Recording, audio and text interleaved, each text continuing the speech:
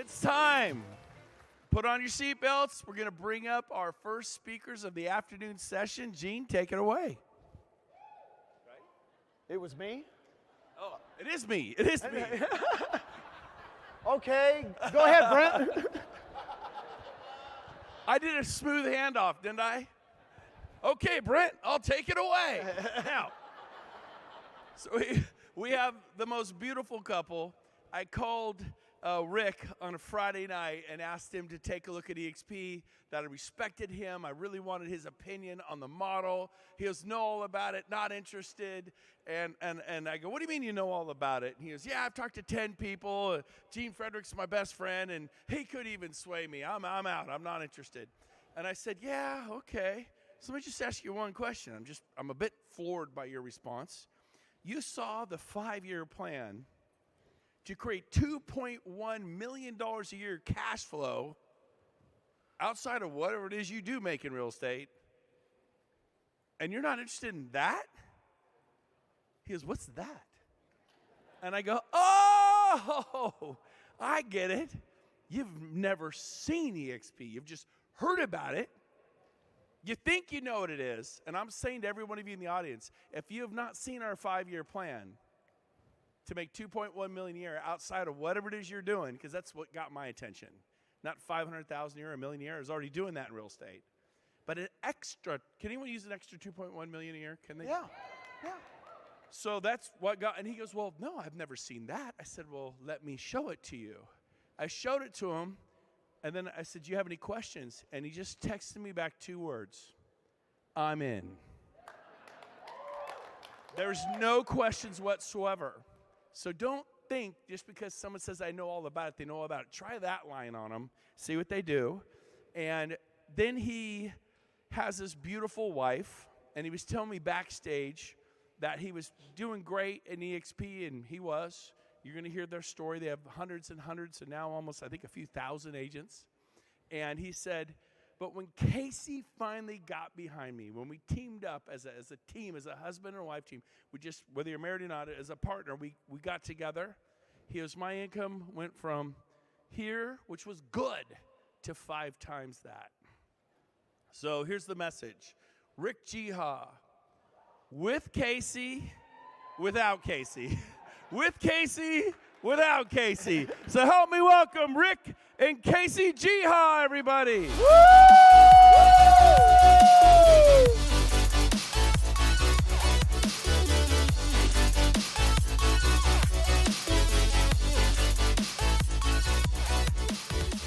Good afternoon. We are so excited to be here with you today. Our topic is your path to freedom. Everyone is here for something different. We're on our path. We're going to share a little bit about what that's been and what that looks like. But when you leave here from this event, our hope for you is that you are crystal clear that this is the place for you to create your individual path to freedom. Now, a little bit about where we came from before here. I knew at 19 years old that I was psychologically unemployable, and so I became an entrepreneur. I had a day spa where I was a clinical esthetician, massage therapist, and for 10 years I made great money, had very low quality of life. It was 6 days a week, 8 to 10 clients a day. And so my ex-husband's ex-wife said, ex-husband's ex-wife, for those of you that aren't in a food coma. She said, people trust you, and you've built this whole business by referral. Why don't you market them something different? And thank goodness that she did, because I started real estate. I got my license in 2004 and jumped right in. Learned a lot, was having a great time. I was part of the market up and part of the market crash, which was amazing because as it was crashing, I was asked the most important question of my life as an entrepreneur, which is, what is your financial vehicle? And I'm like, I'm in the most lucrative financial vehicle there is. I'm in real estate. And the person that said that to me said, I beg to differ. And I had never thought about the vehicle that I was in from a business perspective. However, that conversation went to, you're an entrepreneur in your local area. What if you could expand into other states and other countries? And all of a sudden there was this dream that was sparked. about I had a passion to travel the world and to create friends that would become like family and have amazing experiences and be a global citizen. And me selling real estate in my own little community was not going to create that. And so that was a game-changing moment for me. And the best thing over the last 14 years of that was the experiences that I've had since then. But from real estate, I will always be grateful, because if it was not for me becoming a realtor and being in the industry actively selling, I never would have met the Sean Connery, Jesus Christ of real estate, who today we fondly refer to as my husband, yes, after sitting in a class. And so here's what I want to say about Rick is I understood this principle of leverage, and for 13 years have been saying, you're transaction to transaction. I get you have a team, but come on, there's so much more that's available. And so when he started EXP, I was in that same thing. Like, I get that you've been selling for almost 40 years, but you don't need a sales business. Like, where are you going to get the biggest return on your time, energy, and efforts? And so thank goodness Rick, well, I have a very strong personality. Rick is very strong as well. He just has a softer outer than I do. And so he's kept selling and doing that at a really high level with his team. And during the course of the time that we've been here, all of those people that have been personally sponsored, over 70 of them, was belly to belly, conversation to conversation that he had while doing real estate sales full time. So I could not be more proud to be partnered in life and in business than I am with him. Wow, thank you. So everybody thinks I dress up all the time. This picture will prove that I do wear hoodies a lot too. So a little over 41 years in the business, speaking, training, and coaching for almost 29 years. I used to own 9 Keller Williams Realty franchises. We had about 1,000 agents in our 9 franchises. Between 2007 and 2010, it was costing me and my partners about $100,000 a month to keep the doors open, pay the salaries, pay the rent. Lost my 3 homes in a divorce to my ex-wife. In 2010, my 30th year in real estate, I was broke. I had $1.4 million in debt. I was dating her. She called my apartment skanky. That was the most complimentary term I could think of to say about that apartment at the time. And so at about 52, 53 years old, I realized I had to start rebuilding, and I went back to what I know very well. I stopped coaching and speaking as much and just focused on selling real estate, and that got me back on track and got to where we could do that. So the story has been something amazing. If you look here, the top picture is me and Casey with my family. And the middle picture is me and Casey with our godsons and goddaughters, quadruplets in Bend, Oregon, and our beloved dog, Bubba. And then the bottom picture is Casey and me with her family. And, you know, look at us. We worked hard. It was easy. It was so easy. You know, if you just do, like today, if you just do what we share, it'll be easy for you too. Not. Like it's missing most of the story. So how many of you know, just by, let's get a booyah, how many of you know that maybe you might be using positivity as a coping mechanism? Booyah. Yeah, like if I'm just positive enough and I just have a really great attitude and I just keep being positive, everything's going to work out okay. Positive, positive, positive. And behind the scenes, it's a train wreck. Maybe that's with my health, or maybe that is with the relationship I have with myself. It could be anything. And so what we discovered in this journey is that we had some work to do on ourselves, work that we continue to do. And we learned along that journey that there is an equal amount of positive and negative going on at all times. And I was like, how's that possible? And it was like, well, let's look at the laws of the universe. If you take a magnet and you slice it down to the very thinnest that it possibly can, it's equal negative, equal positive. Okay, great. Does that mean my attitude doesn't matter? No, my attitude absolutely matters. However, I better pick up some skills along the way that I don't currently have so that I don't lose everything again, or if I make something amazing, that I don't lose it again, or that I can make something amazing because I'm looking at the whole piece and I'm willing to do the work on me. So the story behind the story is there is nothing glamorous about it at all whatsoever. And so many times when we hear, like I've sat in audiences like this and larger, where you hear these amazing stories of what people have created, and we start to think, well, you're so much different than me, or I see why you could do that, or I see why you created that. And the truth is that if you're willing to go through and hit every rung on the ladder, you can create whatever it is that you want to create. Now, one of the important things that we learned along the way was that there was 3 main drivers for behavior. So for people that are driven by making a difference and you're come from is that you want to help, let me hear a booyah from you.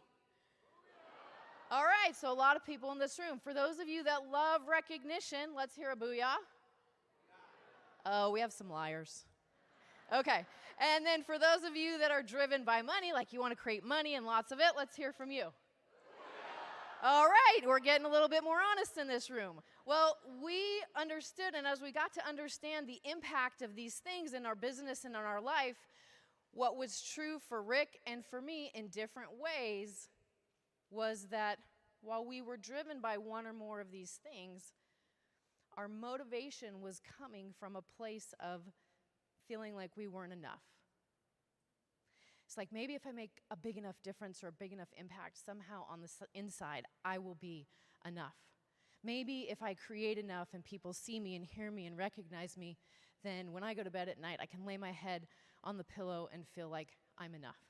And maybe if I create enough money and enough fortune and I turn around and do enough good with it, then I will somehow be enough. And what we discovered along the way as we had all those things at really high levels was that that didn't happen. So the work to be done on the inside was the most powerful work that we went on to do really over the last 5 to 6 years. Now, there were skills that we had to learn. One of the most pivotal books, I don't care what your relationship is with money, this is the best book that I have ever read on the topic because it is a relationship. What you think about it or don't think about it, how you treat it or don't treat it, what you think about other people that have it or don't have it, all of these things are shaping what you create. And let's be honest, you guys are all sitting in front of a financial vehicle as we're out in the real estate industry that has the opportunity to really create an impact here. And if the foundation is not in place, there's consequences. So we learned about the vehicle and how important that vehicle was. And if you're not 100% clear on the vehicle that you're sitting in, we're going to watch a quick video that's going to share with you the power of the financial vehicle that you choose. Have you heard the most famous tale in all of history? Not the one about a wooden horse, nor about Sparta. No. It was the tale of 2 water carriers. Pablo was strong, with long flowing hair and beautiful eyes. He went to Harvardicus Universiarium, and he was his town's strongest man. He was called Bovis, which means bull. Bruno lived in a small town nearby, and he was called Little Bruno. His mother said he was very handsome. Pablo was an obvious choice to be water carrier for his village. Bruno also somehow got the job. On their first day, the 2 men gathered water from the same river. Pablo sauntered through his route. Bruno struggled, barely getting any water to his thirsty villagers.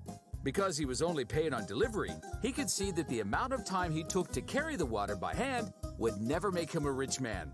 But it sparked an idea. Ding! There had to be a better way. Pablo soldiered on, and even though he spent the majority of his time as water carrier, he was very well paid. He bought fine clothes for himself, and for his new gold-digging wife, he bought her a new ass. Bruno bought materials, and for months, at nights and on weekends, tinkered with a crude version of a pipeline from the river to his village. The townspeople mocked Bruno, but Bruno stayed focused. Good man. Over time, Pablo's shoulders began to hurt, and his knees ached. He realized he was doomed to carry water forever. No water equals no pay. On the other hand, Bruno's automated water-carrying system had reached the village. Water was easily and quickly being delivered, which made Bruno a wealthy man. As Pablo lay in his home, looted by his long-gone wife, Bruno paid him a visit and shared his proven pipeline plan. The best part about Bruno's plan? He is paid every day the water flows, and there's no need to break his back. Everyone wins! Now, are you a bucket carrier or a pipeline builder? When you wake up in the mornings, are you packing or building? We're building a pipeline, and we're teaching others how to build their own pipeline. Woo!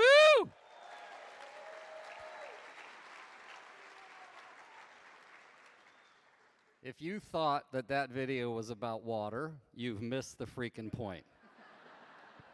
I'm just saying, I want to make sure that the obvious is clear.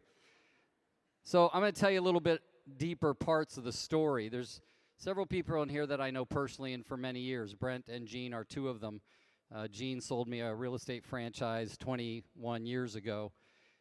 But between 2007 and 2010, as I told you, after being a very successful real estate agent for many years, at several times in my career, I was one of the top selling real estate agents in Northern California. There's somebody in this room today named Jeff Culbertson, longtime friend, hired me to manage his office in 1993. Those were all things that if they didn't happen, I wouldn't be where I am today. I have a lot of gratitude for all those things. But let's be honest, I cried a lot. I mean, I cried last night. Let's be honest, I cry a lot. So the most important thing, though, really quickly, is that nothing changes hard work. I don't give eXp Realty credit for my hard work, but I can tell you this. Brent brought me an opportunity. I had her look at it. She's much smarter than I am. Gentlemen, if you are not married, marry way up. Way up. Yeah. So she looked at it. Essentially, when we started dating, she had declared bankruptcy. I had lost all my money owning offices. And I got back to selling real estate, and she started building her network marketing business, and we both just worked our asses off, excuse my language. And in 2017, when I joined eXp, I still had, of the $1.4 million I had in debt when we started dating, I had dwindled that down a little bit, but I still had close to $1 million in debt. And we just started working, building what we could, but still selling real estate for the immediate money.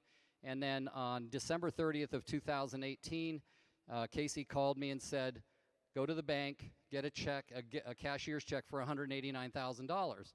And I said, honey, cashier's check means they're taking it out of your money. I don't know where I would get $189,000 from. What's the joke? But 2 years earlier, I'd started giving her all my checks when I closed an escrow. And she started managing them. And she goes, no, really, I'm in Arizona teaching a class for some eXp people. She says, no, really, honey, you have that in your account. Just go get a check for that because you'll pay off the very last of your debt.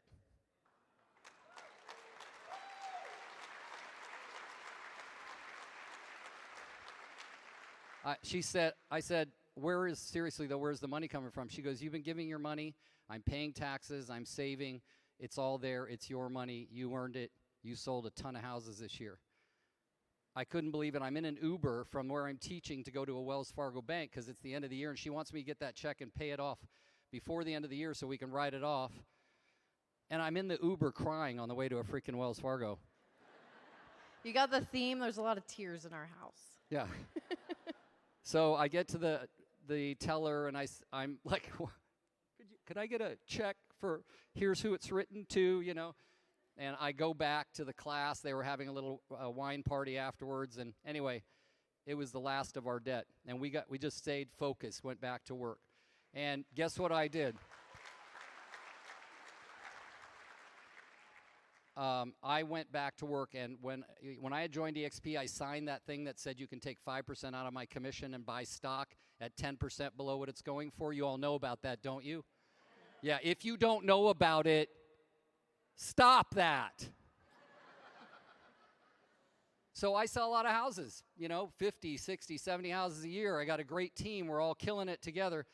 And then in March of 2020, she comes to me and says, hey, those houses, that stock you've been buying with your 5% is worth $250,000. I'm going to shortcut this because I want her to close up.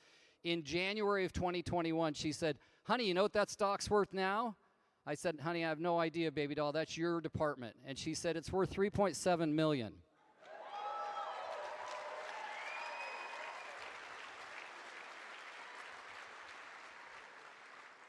Short story, way too long. We went and bought our dream home.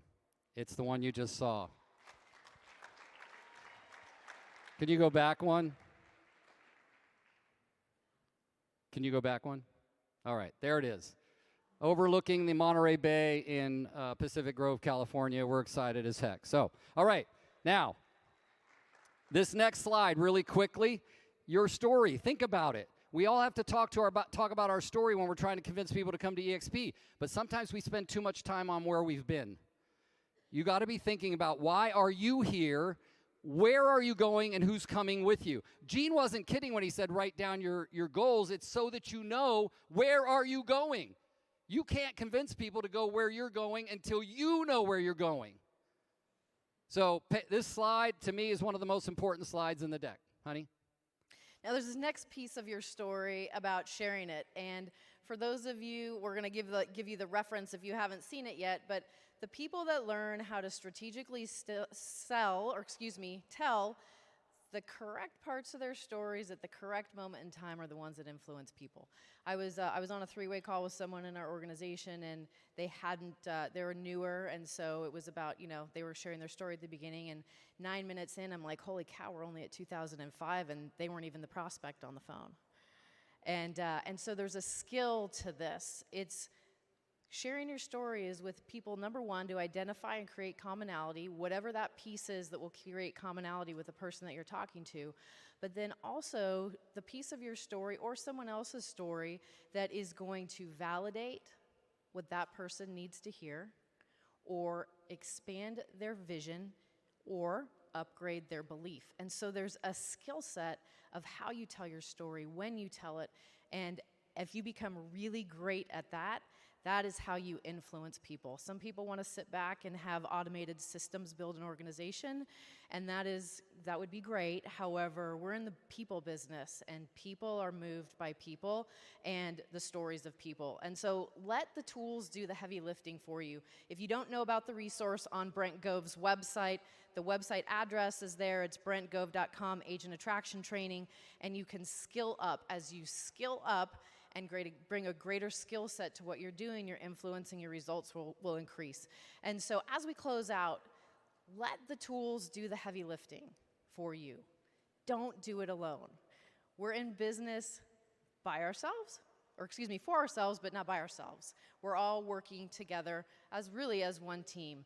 And so when you think about that and what you're committed to creating, and the story that every time you share it, you're speaking the future into existence of what you're going to bring to reality, there's two really important sentences that I want you to say out loud with me. The first one, ready? I can. Say it now. I can. Second one, I am. I am. I can and I am. Today can be the day that you write a new story of what you're going to create from here moving forward, and we invite you to go big. Thank you.